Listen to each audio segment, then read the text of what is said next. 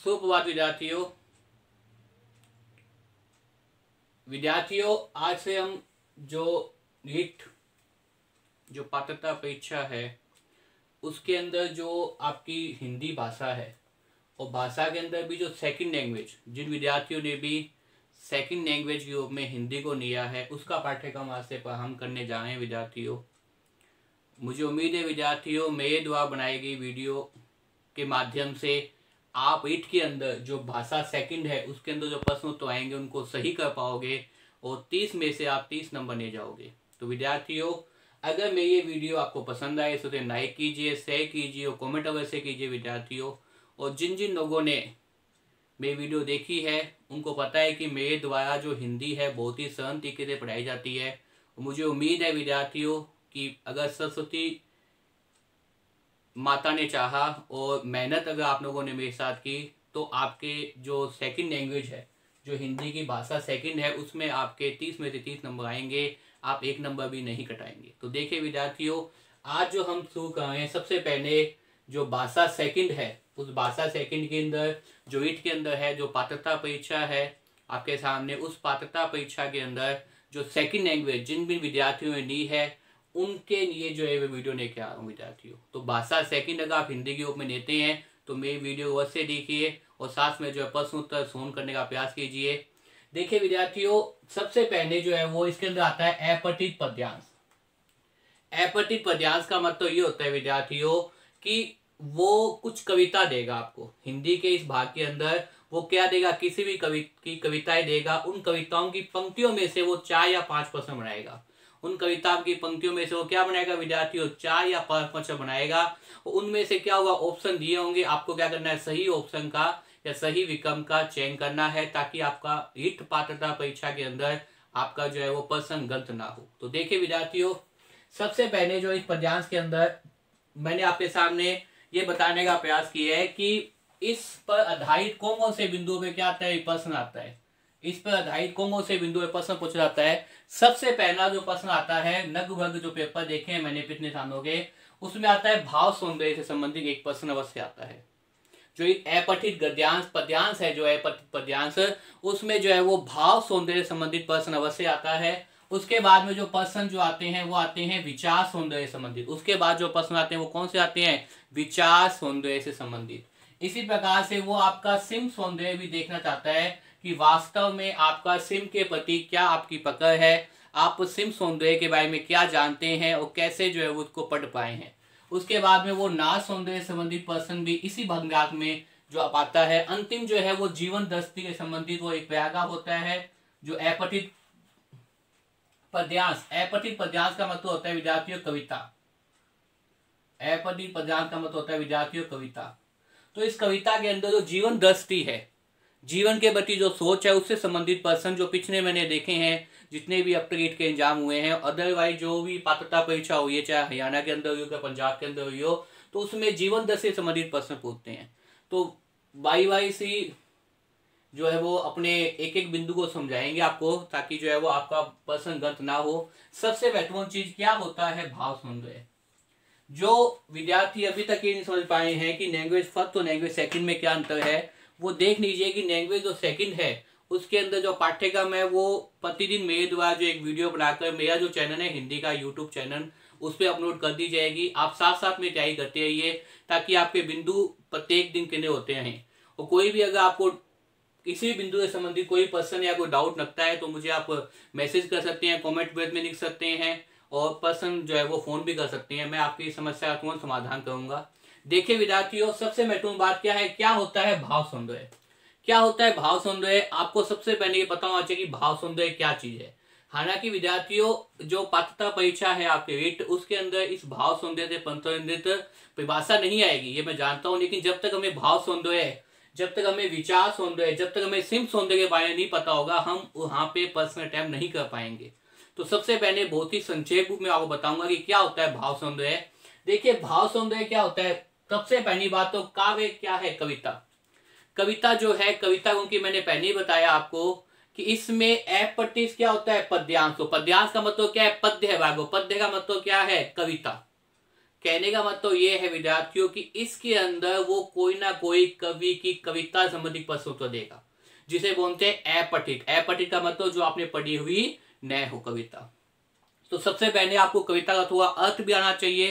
अर्थ आने के साथ साथ ये जो बिंदु मैंने आपके सामने लिखे हैं वो कहीं ना कहीं बिंदुओं से ही क्या उठाता है, प्रश्न उठाता है। जितने भी पेपर हुए हैं उनका मैंने अध्ययन किया आपके लिए।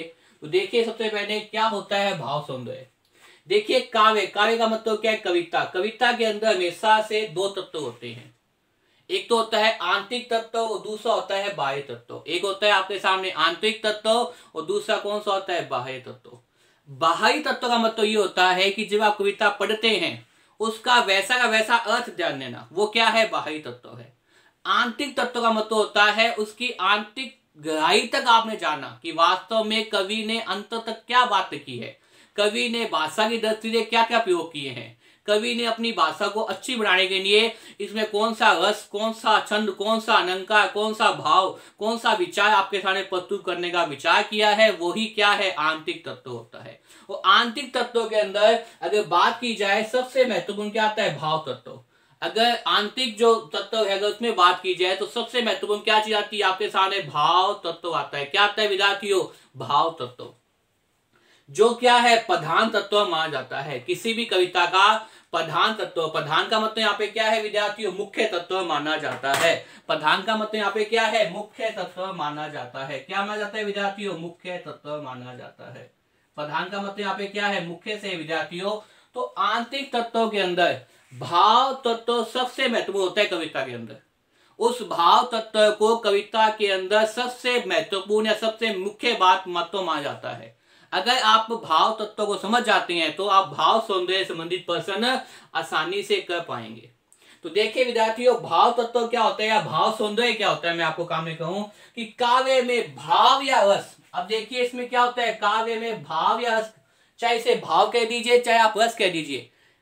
हिंदी साहित्य के अंदर अगर आप काव्य शास्त्र विधा को कभी आपने पढ़ा होगा तो उस काव्य शास्त्र विधा के अंदर हमारे साहित्य में 11 रस माने जाते हैं। कितने रस माने जाते हैं भाई, 11 रस माने जाते हैं। और रस क्या चीज होती है, सबसे महत्वपूर्ण चीज ये देखिए। अब आप लोगों के बाद में प्रश्न आया होगा कि रस क्या चीज होती है। सही है, बात में क्या है कि रस, रस का मतलब होता है काव्य पढ़ने के बाद में। काव्य का मतलब यहाँ पे विद्यार्थियों में आपके सामने कविता से दूंगा कि कविता पढ़ने के बाद में आपको उस कविता को पढ़ने के बाद में जो आनंद की अनुभूति होती है, जो आनंद के भाव आपके चेहरे पर दिखाई देते हैं, वही वास्तव में क्या है, रस है। काव्य या कविता जिस भी रूप में प्रस्तुत की गई है, अगर कविता के अंदर दुख का भाव है तो आपकी अगर आंखों में आंसू आ गए तो वहां कौन सा हो जाएगा, वहां आपके सामने करुण रस हो जाएगा। और अगर काव्य कहीं ना कहीं, कविता कहीं ना कहीं वीर से संबंधित है, वीरता का भाव है, आप में क्या वीर का भाव, कहने का अभिप्राय यह है कि 11 जो रस है, श्रृंगार रस, वीर रस, भक्ति रस, आपके सामने करुण रस, आपके सामने विभस रस, ये जो रस है हिंदी के अंदर, अगर आपने वो कविता पढ़ी है और पढ़ने के बाद में जो आपके मन में विचार आते हैं, जो आपके मन का भाव है, वही वास्तव में क्या है, रस कहलाता है। अगर आपके सामने हास्य रस की कविता है, अगर आपके सामने कविता ऐसी है, कविता की पंक्तियों के अंदर क्या है, हंसने का भाव है, आपके मुखमंडल में प्रसन्नता आ जाती है, आपका मन प्रसन्न हो जाता है, आपके मन में हंसी आ जाती है, तो वहां पे कौन सा हो जाएगा, निश्चित रूप से हास्य रस हो जाएगा।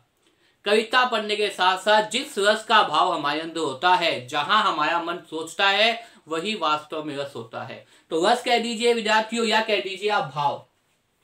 तो काव्य में भाव या रस परम तत्व के समान है। परम तत्व का मतलब जब तक हमें रस की अनुभूति नहीं होती है तब तक जो है वो हमारे मन में जिज्ञासा चलती रहती है। और जिज्ञासा तब प्राण होती है जब हम अंततः उस रस को प्राप्त करने, उस आनंद को प्राप्त करने जो कविता पढ़ने के बाद हमें आता है, उसे ही वास्तव में क्या कहता है, रस कहा जाता है। तो काव्य में भाव या रस परम तत्व के समान है। परम तत्व का मतलब सबसे महत्वपूर्ण तत्व है, उच्चतम बिंदु जिसे हम कह सकते हैं। कि अगर हम कभी देख सकते हैं कि अगर हम पर्वत के अंदर नीचे खड़े हैं और शिखरतम बिंदु तक जाना है, उच्चतम बिंदु तक हमें जाना है, तो वो क्या है, परम तत्व है। सबसे जो अति उत्तम तत्व, सबसे जो है वो अंतिम तो आनंद जिसे कहते हैं 100%, उसे बनते हैं परम तत्व। तो परम तत्व के समान है, उसकी अनुभूति कराना ही, उसकी अनुभूति का मतलब यहाँ पे क्या है, अनुभव कराना।